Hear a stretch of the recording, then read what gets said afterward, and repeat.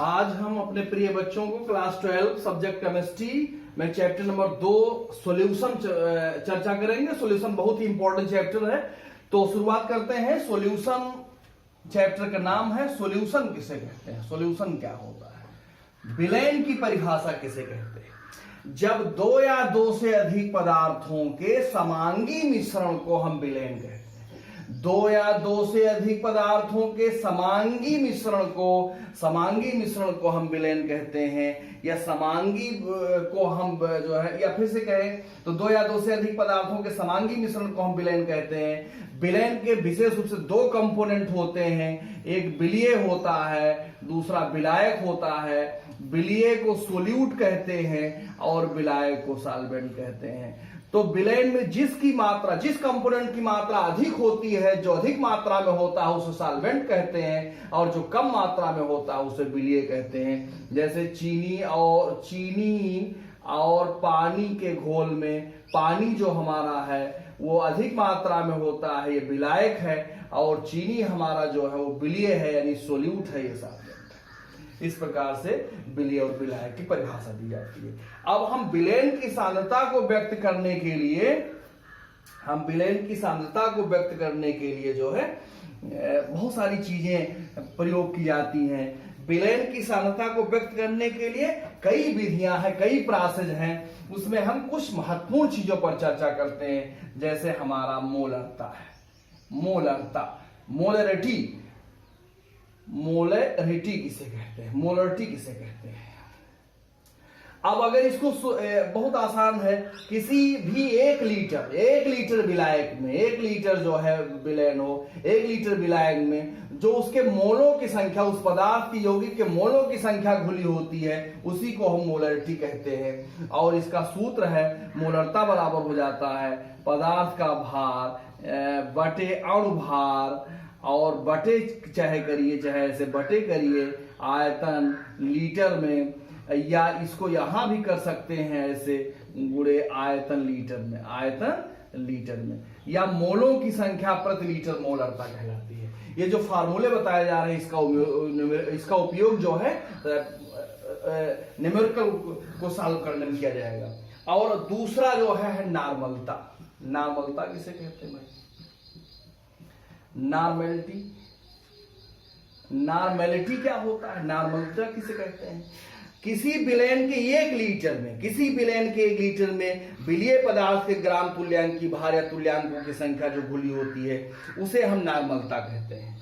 तो हम ये कह सकते हैं कि ये ऐसे एक बर्तन ले लिया जाए, इसमें 1 लीटर जो है विलायक ले लिया जाए, और 1 लीटर विलायक में उस यौगिक के जो तुल्यांकों की संख्या घुली होती है, उसी को हम नॉर्मलता कहते हैं। नॉर्मलता को कैपिटल N से प्रदर्शित करते हैं। कैपिटल N यानी नॉर्मलता बराबर हो जाएगा विलीय के ग्राम तुल्यांकों की संख्या,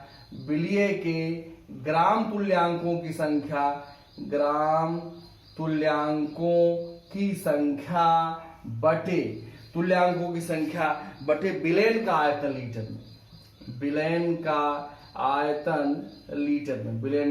लीटर में।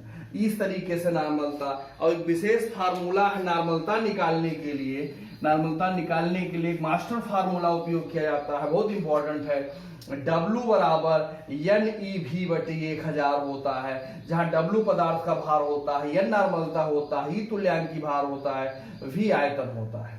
इस प्रकार से भी यहां से नॉर्मलता निकाला जा सकता है। अब हम मोललता की चर्चा करते हैं। मोललता किसे कहते हैं? तो थोड़ा सा बदलाव कर दिया जाए, मोलरता के बजाय मोललता हो जाएगा। मोललता यानी मोललिटी हो जाएगा, ये मोललिटी हो जाएगा। मोललिटी किसे कहते हैं? इसमें बड़ा आसान है, किसी विलायक का जो है आयतन लीटर में होकर किलोग्राम में हो जाए तो पदार्थ का भार बटे और भार बटे विलायक का भार किलोग्राम में जो है मोललता कहलाएगी। यहां थोड़ा सा हमें चेंजिंग कर देना है, पदार्थ का भार बटे अणुभार गुणे विलायक का भार किलोग्राम में, विलायक का भार किलोग्राम में, ये मोललता हो जाएगी। और मोललता जो है ताप पर, टेम्परेचर पर डिपेंड नहीं करती, इस नाते मोलरता से बेहतर मात्रक जो है वो मोललता मानी जाती है, मोललिटी मानी जाती है। अब हम मोललता के बाद मोल प्रभाज पर चर्चा करेंगे। मोल फ्रैक्शन किसे कहते हैं, बड़ा इंपॉर्टेंट टॉपिक है। मोल फ्रैक्शन क्या होता है? मोल फ्रैक्शन मतलब मोल प्रभाज। मोल प्रभाज, मोल प्रभाज किसे कहते हैं? बड़ा आसान है। विलयन के किसी अवयव का मोल प्रभाज, विलयन के किसी अवयव का मोल प्रभाज उसके अवयव के मोलक। विलयन के दो अवयव होते हैं, ये देखिए विलयन के जो है दो कंपोनेंट होते हैं, एक विलीय होता है और एक विलायक होता है, ये है।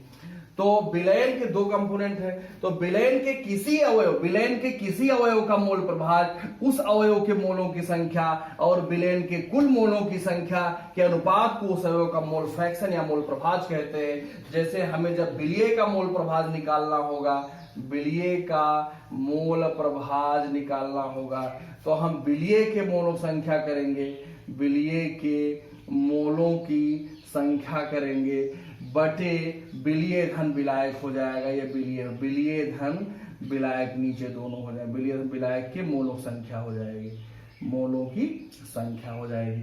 और यहां जो है जब हम विलायक का मोल प्रभाज निकालेंगे, जब हम विलायक का मोल प्रभाज निकालेंगे तो ये हो जाएगा विलायक के मोलों संख्या, विलायक के मोलों की संख्या, विलायक के मोलों की संख्या बटे विलीय धन विलायक हो जाएगा, विलीय धन विलायक हो जाएगा। इसको क्लास 11 में बच्चे मोल फ्रैक्शन पढ़े पढ़ाए। अब ये मोलरता, मोललता, नॉर्मलता और मोल फ्रैक्शन से संबंधित हम कुछ न्यूमेरिकल्स लगवाते हैं बच्चों को। तो इस प्रकार से जो है उपरोक्त विषय संबंधित न्यूमेरिकल लगाया जाएगा, उपरोक्त विषय संबंधित न्यूमेरिकल लगाते हैं। ये क्वेश्चन है 1.325 1.325 ग्राम निर्जल सोडियम कार्बोनेट को जल में घोलकर विलयन को 200 ml कर दिया गया, तो विलयन की नॉर्मलता ज्ञात कीजिए। अब इस प्रश्न को हमें लगाना है, तो हम बहुत साधारण प्रश्न है, जब इसको हम सॉल्व करेंगे तो ये W बराबर NeV बटे 1000 वाला फार्मूला लगाएंगे। अब इसमें 1.325 ग्राम दिया गया है, यानी ये चीज W हो गई, तो W बराबर, W पदार्थ का भार है तो 1.325 हो गया।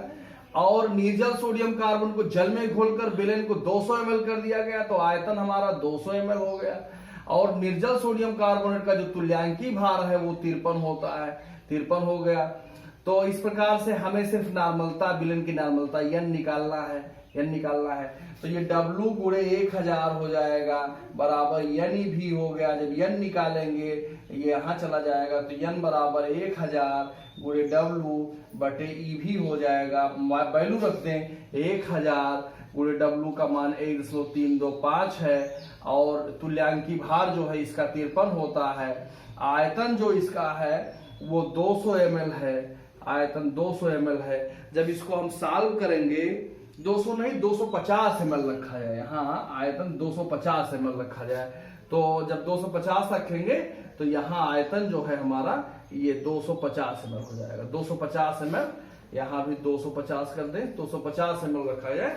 तो जब इसको हम सॉल्व करेंगे तो ये आ जाएगा 1/10 यानी 10.1 नॉर्मल या n/10 आ जाएगा, चाहे जैसे कहें, यही हमारा इसका आंसर होगा।